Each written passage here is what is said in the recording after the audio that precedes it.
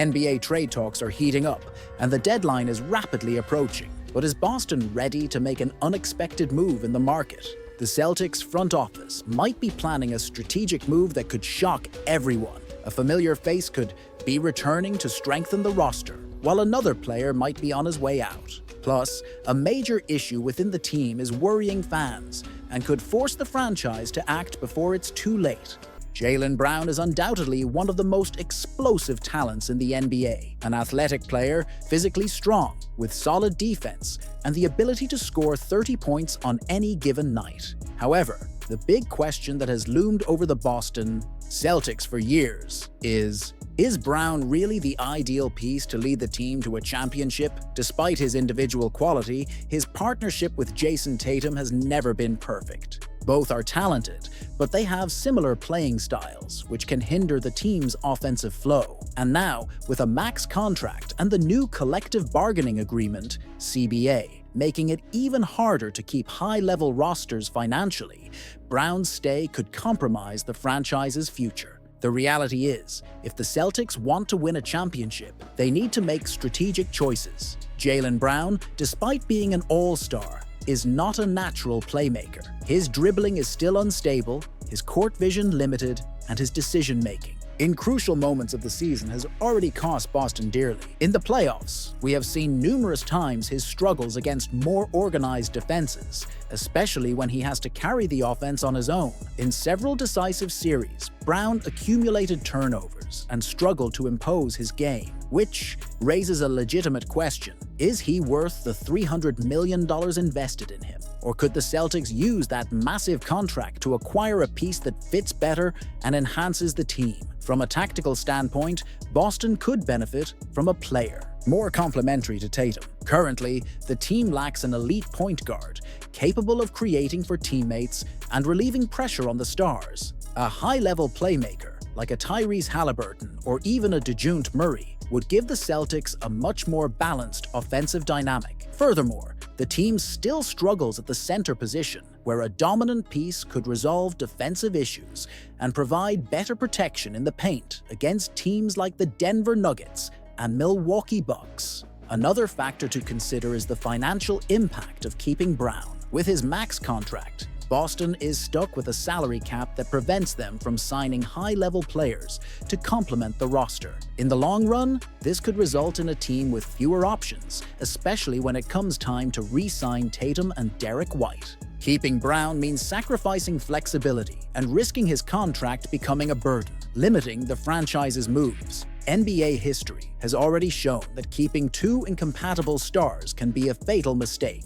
The Oklahoma City Thunder, for example, had Kevin Durant and Russell Westbrook together for years, but never managed to win a title because the right balance was missing on the roster. The Los Angeles Clippers, with Kawhi Leonard and Paul George, are also an example of a duo that, despite their talent, never delivered as expected. Boston may be heading toward the same fate if they insist on a pairing that has already shown its flaws. The pressure on the Boston Celtics to make moves in the trade market has never been greater. With each season without a title, questions arise about the need for reinforcements, the depth of the roster, and most importantly, the supposed incompatibility between Jaylen Brown and Jayson Tatum. But is the real solution about changes in the roster? Or is the problem elsewhere, more precisely, in the bench? The obsession with trades often hides the real issue: tactical adjustments and roster management. Joe Mazzulla, despite leading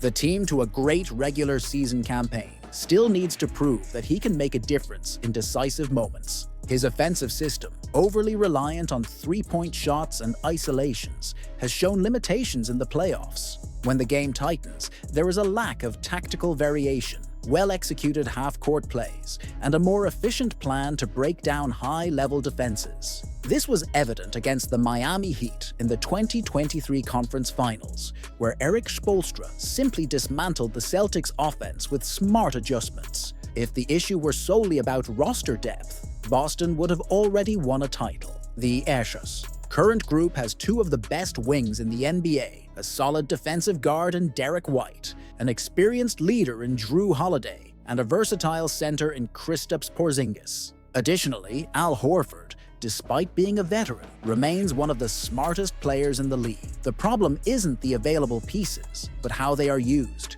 Trading Jaylen Brown or any other key player would be a monumental strategic mistake. There isn't a market capable of offering a fair return for an all-star, young, and extremely athletic wing who is still in his physical and technical prime. Would the available trades bring immediate impact players? Probably not. They would be complementary pieces, but not capable of drastically changing the team's level. Furthermore, losing a star like Brown would open up another gap in the roster, forcing Boston to go in circles, always trying to fix one problem at the cost of creating another. Another determining factor is team chemistry. Unlike other duos that clearly don't work together, like Damian Lillard and CJ McCollum in the Portland Trail Blazers, Tatum and Brown have already proven that they can lead the team to the NBA Finals. The issue isn't talent, but placing them in a tactical structure that maximizes their strengths. The solution may lie in internal adjustments, such as involving Brown more in the offense with off-ball actions,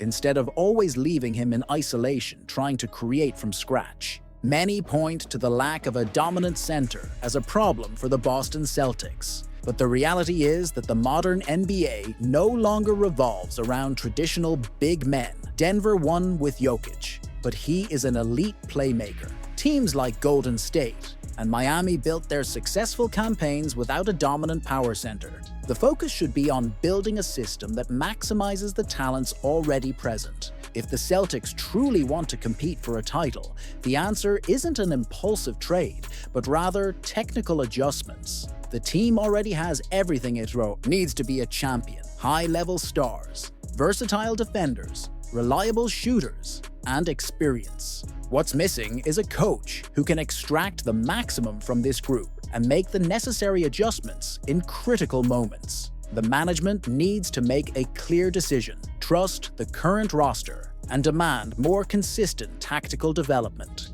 from Joe Mazzulla, or fall into the vicious cycle of desperate trades that rarely lead to success. If the Boston Celtics want to raise another banner at the TD Garden, patience and strategic intelligence are key, and trading key pieces may be the worst decision the franchise can make right now. A lot is being said about the need to reinforce the perimeter defense to ease the pressure on Jayson Tatum and Jaylen Brown, but perhaps the real problem for the Boston Celtics lies where few are looking: rim protection, the team's front court. Rotation is concerning, and that could be a major issue in the playoffs. Kristaps Porzingis, despite being an excellent defender in coverage, has a troubling injury history. Al Horford, as intelligent as he is becoming more physically limited. And Robert Williams, who once served as the defensive anchor, is no longer part of the roster. So the big question is, can the Celtics really contend for a title without a dominant center? The current NBA still values defenses that contest shots and force perimeter errors, but the paint remains a crucial territory, especially in the playoffs. In recent years, teams that won the league had at least one great rim protector to prevent easy points. The Denver Nuggets have Nikola Jokic, who, even though not an elite rim protector, makes up for it with his physical presence and tactical intelligence. The Milwaukee Bucks won the championship with Giannis Antetokounmpo and Brook Lopez dominating the paint. The 2020 Los Angeles Lakers won with Anthony Davis as a true defensive wall. And the Boston Celtics, today they rely on an unstable and physically vulnerable rotation. The reality is that the Boston Celtics are extremely exposed against teams that exploit physical play. If they face the Bucks in a 7-game series, who will be responsible for stopping Giannis? Can Horford, already 37 years old, continue facing such physically dominant opponents? Or will Porzingis be able to get through an entire postseason without physical limitations? Against the Nuggets, the situation is even more concerning. Jokic has already proven that he can destroy any defense when there's no physical center capable of bothering him. The Heat, even with a weaker roster, exploited this weakness of Boston in the last conference finals, dominating the paint and punishing the Celtics' defense with offensive rebounds and second-chance points. Beyond defense, the absence of a dominant center also affects the Celtics' offense. Although the team is one of the best in the league in offensive efficiency, there are still difficulties when the game slows down in the playoffs. In crucial moments, having a player capable of scoring near the basket makes all the difference. Playoff basketball is much more physical, and relying solely on long-range shooting can be a huge mistake. Without a center who poses a threat in the paint, Boston becomes overly dependent on the three-point shot and the individual talent of Tatum and Brown to create plays. But what happens when the shots aren't falling? What's the team's plan? B. The solution to this weakness may lie in the market. Players like Jarrett Allen, Clint Capella, or even Jakob Poeltl could be interesting targets to reinforce the frontcourt and bring balance to the roster. Ideally, it would be a center who defends the rim well, grabs rebounds, and doesn't require a high offensive volume to contribute. This would give Boston a physical presence in the paint without compromising offensive flow. If the Boston Celtics really want to be a title contender, they cannot ignore this issue. The team has enough talent to dominate the regular season, but in the playoffs, every weakness becomes a target. Without a true big man, Boston may just be repeating past mistakes and wasting yet another chance to raise a banner. The Boston Celtics are undoubtedly one of the most talented teams in the NBA. However, their obsession with three-point shooting might be exactly what is preventing the franchise from reaching the much-desired title. During the regular season, the strategy seems to work well. The team leads several offensive statistics and frequently dominates opponents with a barrage of three-pointers. But what about the playoffs? When the game slows down, defenses adjust, and spaces shrink. Is this approach still sustainable? Based on recent history, the answer seems to be a resounding no. The problem is not just the number of three-pointers the Celtics attempt, but their almost exclusive reliance on this strategy. When the shots are falling, the team seems unstoppable. But when the shots stop falling, which happens frequently in the playoffs, the offense collapses. A clear example of this was the 2023 Eastern Conference Finals against the Miami Heat. Despite being technically superior, Boston suffered precisely because they insisted on taking bad three-pointers without an efficient alternative plan to score. Game 7 was an offensive disaster. The Celtics started 0-10 from beyond the arc and never managed to recover. This exposed a weakness that had already appeared in previous years, such as in the 2022 NBA Finals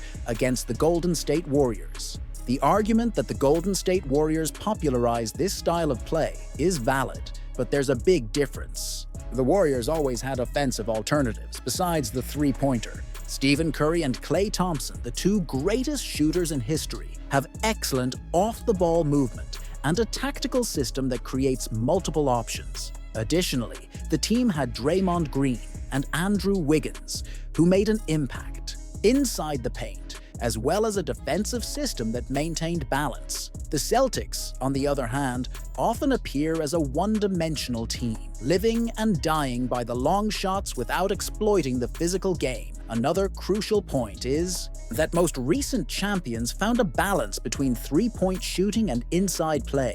The Denver Nuggets, for example, won the most recent title with a much more traditional style, fully utilizing Nikola Jokic in the paint and alternating between long-range shots and plays inside the painted area. The Milwaukee Bucks, when they won the title in 2021, did so by dominating physically with Giannis Antetokounmpo constantly attacking the rim. The Los Angeles Lakers, in 2020, relied on the strength of Anthony Davis and LeBron James to win, and the Toronto Raptors in 2019 had Kawhi Leonard and Pascal Siakam as physical threats on offense. The Celtics, on the other hand, remain stuck in a model that, historically, hasn't brought titles to teams without the generational talent of Stephen Curry. So, what would be the solution for Boston? The team needs to diversify its offensive approach, relying more on drives, post plays, and off-the-ball movement. Jayson Tatum and Jaylen Brown are physically dominant players and should use that to their advantage instead of simply settling for three-point shots. Additionally, Kristaps Porzingis, one of the tallest players in the league, needs to be utilized more in the painted area, not just as a floor spacer. In crucial games, the team should prioritize safer baskets and not rely solely on a volatile strategy. Derek White has become one of the most valuable players on the Boston Celtics roster, but with the rise of Drew Holiday and Peyton Pritchard's contract extension, the inevitable question arises: should Boston consider trading White? While his market value is high, the idea may seem absurd at first glance, especially since White has solidified himself as one of the most consistent players on the team. But if the goal is to maximize championship chances, this possibility needs to be analyzed with a clear mind. The argument in favor of a trade is simple. The Celtics need to strengthen other more urgent areas of the roster. While White is an excellent defender and has evolved offensively, the team already has a solid rotation of guards, with Holiday taking on a leadership role and Pritchard showing he can be a useful piece. At the same time, the Celtics' front court remains an unknown. Kristaps Porzingis has a concerning injury history, Al Horford is aging, and the team doesn't have a true defensive center capable of handling physical opponents like Nikola Jokic, Joel Embiid, and Giannis Antetokounmpo. In a 7-game series, if Boston could transform White into a dominant center or a versatile forward to ease the load on Tatum and Brown, the roster could become more balanced. Additionally, White is on one of the most team-friendly contracts in the NBA for a player of his level, which means he has significant market value. In a league where average players are receiving absurd contracts, any contender or rebuilding team would love to have a player like him, who impacts both sides of the court and has a cap-friendly deal. This factor could allow the Celtics to get a substantial return in a trade, perhaps a player who could solve problems the team has yet to address. However, there's another side to this story that needs to be considered. Would trading a player like Derek White be a loss of identity? His perimeter defense is elite, his tactical commitment is impressive, and he has already shown to be a player who rises to the occasion in the playoffs. It was White who saved the Celtics from an early elimination against the Miami Heat in 2023 with a game winner in Game 6. Furthermore, he fits perfectly into the team's playing style, doesn't need the ball in his hands to impact the game, and consistently contributes in all aspects. Trading White could have an unexpected side effect, destabilizing the team chemistry. He is one of the most beloved players in the locker room, has a winning mindset, and is one of the most disciplined defenders. The Celtics have finally found a group that seems cohesive, and giving up an essential player for the system could have unpredictable consequences. Therefore, the question that Brad Stevens and the Celtics front office need to answer is it worth letting go of Derek White to address another need? If the answer is yes, the team must ensure that the trade truly elevates the team, bringing in a player who will have an immediate impact in the playoffs and address one of the team's weaknesses. But if the answer is no, Boston should keep White and look for reinforcements in other ways without compromising one of the pillars of its recent success.